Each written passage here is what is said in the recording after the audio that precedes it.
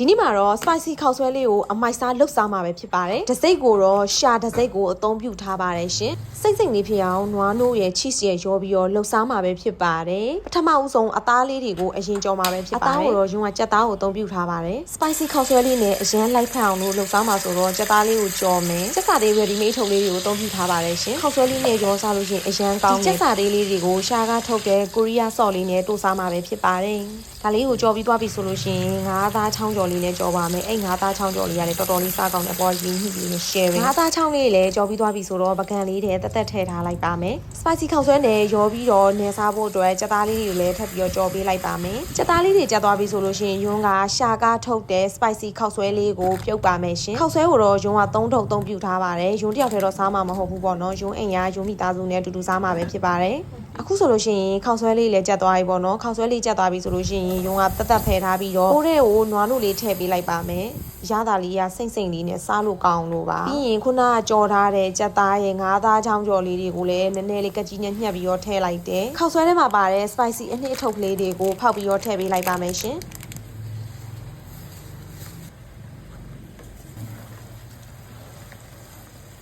ခုလိုအနေထားလေးရသွားပြီဆိုလို့ရှိရင်ခုနဆယ်ထားတဲ့ခောက်ဆွဲလေးတွေကိုရောထည့်ပေးလိုက်ပါမယ်ဒီနေရာမှာမိုဇွဲလာ cheese ကိုတစ်ခါတည်းထည့်လိုက်လို့လည်းရပါတယ်အဲ့ဒီအချိန်မှာ cheese ထည့်ဖို့မေ့သွားပါတော့အဲ့ဒါနဲ့ကိစ္စမရှိပါဘူးနောက်ကျမှအပေါ်ရန်လေးကနေ cheese လေးတွေကိုချစ်ပြီးတော့ထည့်ပေးလိုက်မှာပဲဖြစ်ပါတယ်ဒါလေးကတော့မိုဇွဲလာ cheese ပါဆောက်လို့ရှိရင်စိမ့်ထွက်ပြီးတော့အရန်စားကောင်းအောင်များများလေးချစ်ထည့်ပေးလိုက်တယ်အခုဆိုလို့ရှိရင်အရသာလေးကစိမ့်စိမ့်လေးနဲ့အဆက်ရသာလေးကဲနေတဲ့ spicy ခောက်ဆွဲလေးရပါပြီရှင်ရှာရဲ့ spicy ခောက်ဆွဲရသာလေးကတော်တော်လေးကိုစားကောင်းတယ်ပြီးတော့ဈေးနှုန်းကလည်း1600ဝန်းကျင်ပဲရှိရယ်သူ့ရဲ့ခောက်ဆွဲသားလေးကလည်းစားလို့ကောင်းပြီးတော့ spicy အနှစ်ရတာလေးကလည်းဆက်ဆက်လေးနဲ့အရတာကွက်တီပဲအဆက်အများကြီးစားနိုင်ဆိုရင်တော့ရုံးလိုမျိုး cheese လေးနွားနို့လေးနဲ့လှုပ်စားကြည့်ပေါ့နော်ဒါလေးကတော့ spicy sauce ဘူးလေးပါ185 ml ပါဝင်ပါတယ်ရှင် spicy sauce အနေနဲ့မိမိကြိုက်နှစ်သက်တဲ့အကြော်လော်ရည်နဲ့တို့စားလို့ရပြီးတော့ချက်ပြုတ်တဲ့အခါမှာလည်းငရုတ်သီးအနှစ်အနေနဲ့အသုံးပြုလို့ရပါတယ်ရှင် spicy sauce လေးကချက်ပြီးသား sauce ဖြစ်လို့အတုတ်တုတ်တဲ့နေရာမှာလည်းအသုံးပြုလို့ရပါတယ်ရှင်အသုံးဝင်နဲ့ spicy sauce ဘူးလေးရှိုံနဲ့မိမိကြိုက်နှစ်သက်တဲ့အစားအစာတွေကိုပြင်ဆင်ချက်ပြုတ်စားတောက်လို့ရပါတယ်ရှင်ဒီတွင်းဖြေရှာခောက်ဆွဲလေးပါအဆက်ရတာလေးကိုဘာကက်မီကယ်မှမပါဝင်ပဲသဘာဝအတိုင်းထုတ်လုပ်ထားတာပဲဖြစ်ပါတယ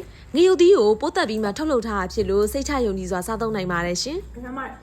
်ခောက်ဆွဲလေးကလည်းပေါင်ပြီးမှထုတ်လုပ်ထားတာဆိုတော့အီလေးနဲ့နူးညံ့မှုကိုခံစားရစေတယ်ခောက်ဆွဲလေးတွေကို1600ဝန်းကျင်အနှစ်ထုတ်လေးတွေကိုတော့2600ဝန်းကျင်နဲ့ဝယ်ယူနိုင်ပါတယ်ရှင်အရသာလဲကောင်းဈေးလဲတန်တဲ့ local spicy ခောက်ဆွဲလေးပဲဖြစ်ပါတယ်ဟာလာလဲပါပြီးသားဆိုတော့လူမျိုးမရွေးဘာသာမျိုးစားသုံးနိုင်ပါတယ်ရှင်ဒီတစ်ခေါက် spicy ခောက်ဆွဲကိုလေမုံညင်းလေးနဲ့လှုပ်စားအရန်စားကောင်းတယ်ဆက်လက်ရွက်ထက်တောင်မှပိုပြီးစားကောင်းတယ်ကျွတ်လေးကြက်ဥကတော့မပါမဖြစ်ပေါ့နော်ယုံက spicy ခောက်ဆွဲစားရင်ကြက်ဥလေးနဲ့မှပြည့်စုံပြီးလို့ရှိရင် cheese ကလည်းထည့်လိုက်ရမှာကျဉ်တတ်တာပေါ့နော်ဒီတိုင်းနဲ့မစားတတ်ဘူး spicy ခောက်ဆွဲအဲ့လို no တွေ cheese တွေနဲ့အဲ့လိုမျိုးကောင်းရကောင်းကြောင်လှုပ်စားဖြစ်တာဒါပေမဲ့ဒီ spicy ခောက်ဆွဲတွေရောက်တဲ့အချိန်မှာဒီ spicy ခောက်ဆွဲကြီးပဲကိုလှုပ်စားကြည့်သေးတယ်ပေါ့နော်အရသာလေးကဆက်လေးနဲ့တော်တော်စားကောင်းတယ်အဆက်ကြိုက်တဲ့သူတွေတော့ကတော့ perfect ပါပဲရှင်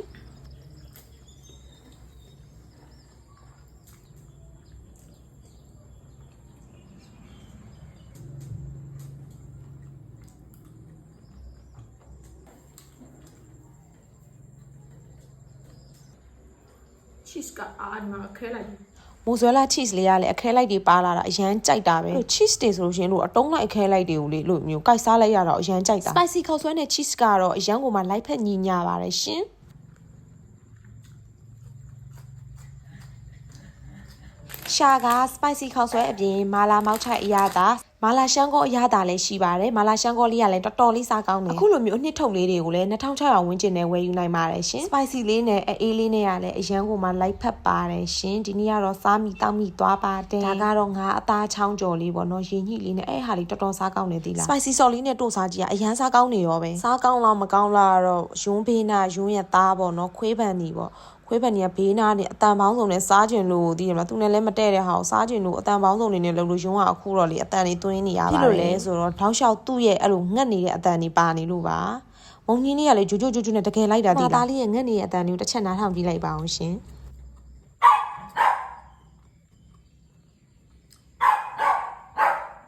်သူ့ကိုကျွေးဆိုပြီးတော့တောင်းစားနေရပါတော့ရုံးကလည်းရိုက်နေတော့မကျွေးပြဘူးသူအဲ့လိုကြက်သားတွေလည်းစားကျင်တာspicy ခောက်ဆွဲနဲ့မုံညင်းနဲ့တကယ်ကိုလိုက်တာသီလားအဲ့ဒီလေဆက်လက်ရွက်ထက်တောင်ပို့ပြီးတော့မှလိုက်တယ်ရုံးကတော့မုံညင်းနဲ့ကိုပို့ကြိုက်တယ်ရှာရဲ့ spicy ခောက်ဆွဲလေးကအရန်စားကောင်းပါတယ်ရှင်ရုံး vlog လေးတွေကိုလည်းအမြဲတမ်းအဆဆုံးကြည့်ပြရတဲ့အတွက်ကျေးဇူးအများကြီးတင်ပါတယ်အားလုံးရန်ချစ်ပါတယ်တတာ